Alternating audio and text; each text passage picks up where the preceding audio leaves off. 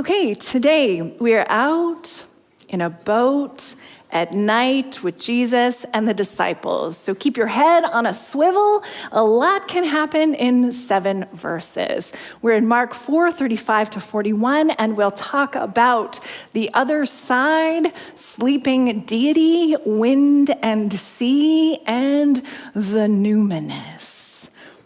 That day, when evening came, Jesus said to his disciples, "Let us go over to the other side."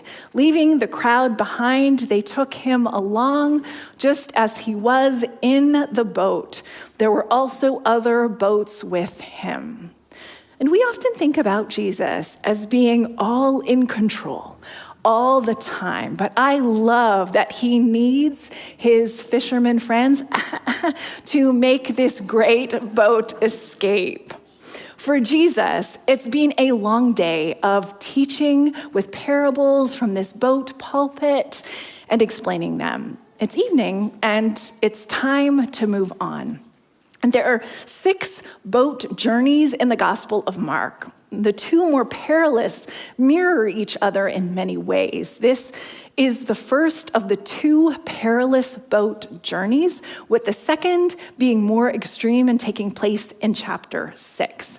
And Mark uses stories so that the reader looks twice. This is the gospel of the double take. So when you keep reading and you think, wait, didn't something like this already happen? Hold on to that. Mark has caught you in the double take. Something of Jesus is being revealed here in this boat story, and more will be revealed later. So Jesus says, hey, let's get out of here. And they pull up anchor and along with other boats set out for the other side. So, what's this other side the narrative refers to? Well, Jesus was on the Jewish side of the lake in Galilee, and he's been with his people. And to cross over to the other side is to point the boats toward the west. What's in the west? The Gentile Decapolis region. Now, you likely have an understanding of what the word Gentile means. For Israel and the Jewish community, it's everyone else, or the rest of humankind.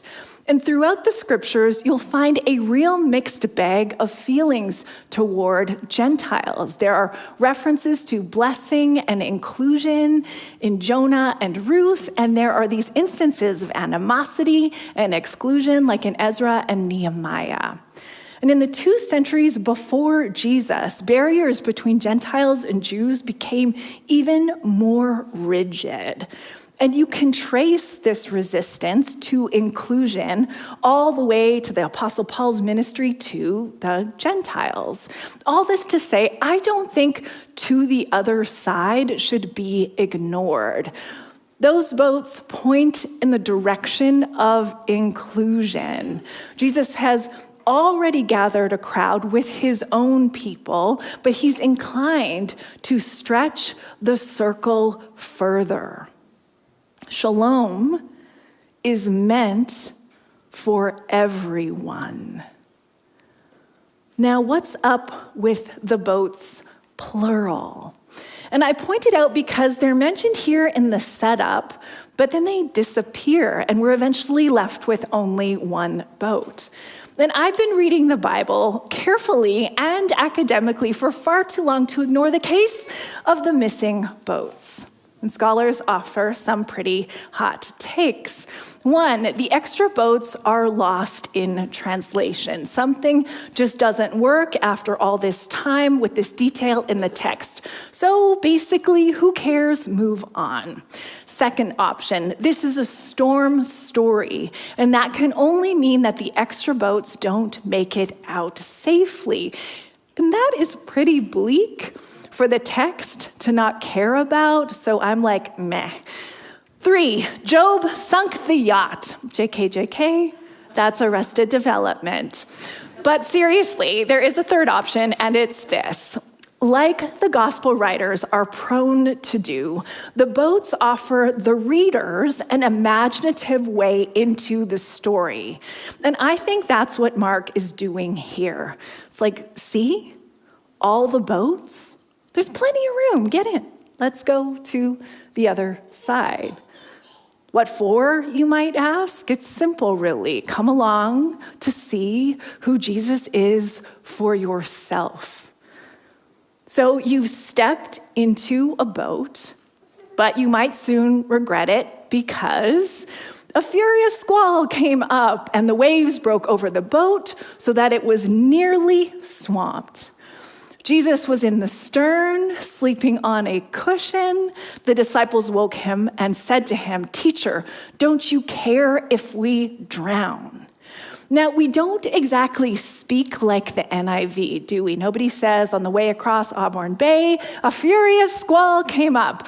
So let me break down the nature of the storm. It is a mighty blast. It is a whirlwind out of nowhere. It's the kind of literary storm that you'd expect would make the characters completely wrecked with fear. So let's play a little game of hot and cold to look at what this situation is like when it comes to storytelling. Biblical stories are never just stories. They are meaning-making machines. So first, a little cool but getting warmer. A storm at sea and a hero asleep could make ancient listeners think about Homer's Odyssey. And in the Odyssey, Odysseus is on many perilous adventures as he tries to get home to Ithaca. And in Book 10, Odysseus is asleep when his men open up a bag that holds the wind, and the whirlwind rushes out and stirs up a storm that threatens their lives. And in Emily Wilson's brilliant translation, Odysseus says, "A sudden buffet seized us and hurled us back to sea, the wrong direction, far from home. They screamed and I woke up." And in both stories, the crew, with their hero asleep, begin to panic and doubt overtakes them like the water crashing into the boat. Now, we get warmer and a little closer to the meaning when we think about how the story of Jesus, asleep in the storm, is like the biblical story of Jonah, asleep in a storm. Only in that story, Jonah is running from God. God had told Jonah to go to Nineveh, Gentile alert, but Jonah hates that plan because he hates the Ninevites. Instead, he gets in a boat to go in the opposite direction. What happens? Yahweh tracks him down with a mighty whirlwind. And where's Jonah? You remember it, fast asleep in the hold of the ship. And the crew is terrified. And when they ask him for help, Jonah says, the only way to get out of this pickle is to pick him up and to throw him into the sea. So this Jesus asleep story, it's not exactly like Jonah's, is it? But you can't help but think it's meant to hint at it. And early Christians even spoke about Jesus as a kind of Jonah that finally gets it right. And finally, the warmest possibility is that Jesus is not exactly a powerful hero like Odysseus, and he's not a reluctant prophet like Jonah. Here, in this storm, Jesus will wake up and show himself to be so powerful that if they didn't know better, they'd be sure he was God. But before we get to the calm that you know is coming after the storm, I do want to slow us down in this panic. It's a short story, so we're just taking a pause. Because if your faith is honest, and I truly hope that it is, then you, like these disciples, have likely been caught in a storm that came out of nowhere. Could be a storm of betrayal, a storm of grief, a storm of crisis. And you've certainly witnessed the storms that are all around us. Storms of war, storms of corrupt financial dealings, storms of history of our own collective making. And in your honesty, you have voiced a cry like that of the disciples. I know, I've heard you. You've screamed, God, are you asleep? Don't you care that we're drowning? And all I want to do with that cry is to just simply honor it. If your heart has cried out, God, are you asleep? I honor that.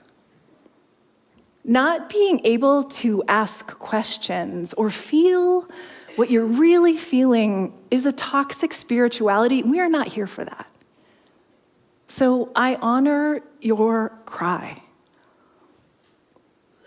And I want you to know, help can be roused. Good can still happen. Of course, no one is drowning on this sea today. Jesus got up, rebuked the wind, and said to the waves, quiet, be still. Then the wind died down and it was completely calm. Jesus said to his disciples, why are you so afraid? Do you still have no faith? Now, when Jesus rebukes the wind and the waves, our English translation tames this a bit because it's actually supposed to sound a little bit vulgar here. Rebuke is the strong verb epitimao, and it means to throw down a penalty or express severe disapproval. And when Jesus shouts something more like, shut up, or put a muzzle on it, this rebuke of the wind and the waves is a lot like Jesus' rebuke of an evil spirit in Mark 1:25. So here it's like this exorcism of the sea. Now, why would Jesus yell at the wind like this? I mean, what did the wind ever do to him? It seems like weather is just behaving like weather. It's wild, it's unpredictable, and we are always at its mercy. But in the ancient world, the sea means more than water lapping up on the shore. The sea is emblematic of an evil force. It means chaos. And in both Greek and Jewish literature, the wind and the sea get personified as this evil force, as even demons. So when Jesus steps toward the destructive force believed to be behind the chaotic storm, he speaks in the language of his day. He's saying, yeah, I have power, and here's what my power looks like. It looks like resistance in any way to stop harm. It looks like turning evil back upon itself. It looks like chaos taking new shape as calm. So when the wind dies down and the scene is perfectly tranquil, the story is meant to show that Jesus is not just a leader in the realm of rulers who claim power over land and sea, but Jesus is divine. Only Yahweh controls the wind and the waves. Psalm 107, they cried to the Lord in their trouble, and the Lord brought them out of their distress. God made the storm be still. The waves of the sea were hushed. But here's the deal. In Jesus' day, and in the decades following, when the Gospels took shape, resistance to Rome was futile. The Judean revolt of 66 CE and the subsequent war to resist Rome ended in the temple's destruction. They lost.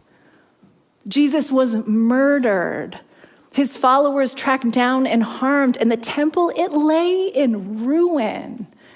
So these early Christians, they didn't exactly shout down chaos in all its terrifying forms, did they? And I think that's why this story mattered so much to them after Jesus was gone.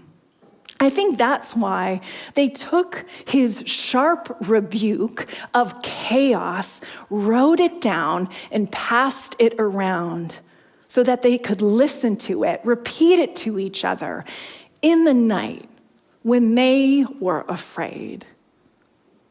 There once was a time when Jesus shouted down the chaos and everything became calm. Jesus speaks to chaos as God to show the disciples what they are meant to do together. Join your voices, lift them up. If I yell and you yell and we all yell together, it could be possible to bring about a world where faith means goodness attended everywhere for everyone. But what does stilling a storm really look like in our lives? And there are these tiny ways that we all work to bring calm out of chaos. Simple stuff, really.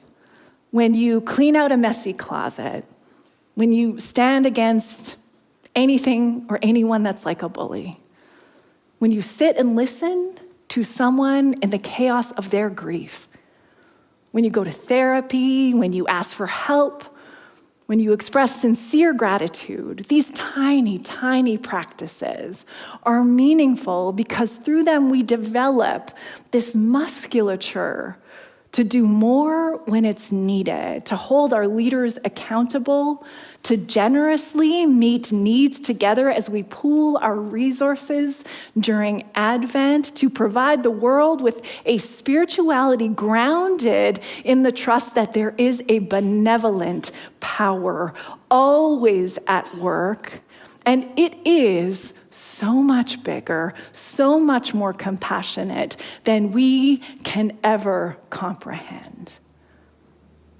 So let's go back to the disciples. There they are.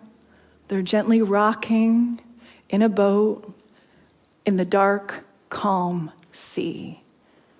They were terrified and asked each other, "Who is this? Even the wind and the waves obey him." Through the disciples' confusion, Mark provides a proclamation to his readers. You know who this is, the crucified and resurrected one. This is the one who crossed the boundary of death to bring new life, the boundary of chaos to bring calm, the boundary of separation to bring union, God's love for the whole hurting world. And people talk about this gospel event, the calming of the storm, as one of 5 nature miracles in Mark. And that word is a little misleading. As the biblical scholar William Platcher puts it, a miracle means a violation of the laws of nature. But for early Christ followers, there were no laws of nature. God was the source of everything. So this story is an epiphany. This is the wildest thing the disciples have seen Jesus do so far, and they are left to ponder who Jesus really is and what Jesus really came to do. They have an experience that, at least for today, I'd like to call the numinous. Now, don't go looking for that word in your Bible. It is not there. A professor of theology named Rudolf Otto made the word up. I love theology for this. He made the word up in his book called The Idea of the Holy from 1917. And the numinous describes an experience as a mystery that elicits dread and fascination. So think about that line. Who is this? Even the wind and the sea obey him. And then C.S. Lewis got a hold of this word and wrote about the numinous as this feeling of wonder and a certain shrinking. It's like awe. And the object that excites awe is the divine, the numinous. So again, who is this? Even the wind and the sea obey him. Now, I've never been able to shout down a storm. That would come in very handy, driving through any number of blizzards that come out of nowhere along Highway 2 between Edmonton and Calgary. What even is that stretch of road outside of Airdrie? I would like to know. Now, we can't yell down a blizzard.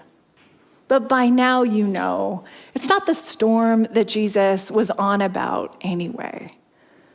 In your ongoing struggle, and it is ongoing, to just be human, to be you, to live justly, to do mercy, to side with life, to keep hope alive, to trust wisdom, to step with spirit, to confront evil, to be like Jesus. There will be fights, maybe not now, but probably later, that nearly do you in.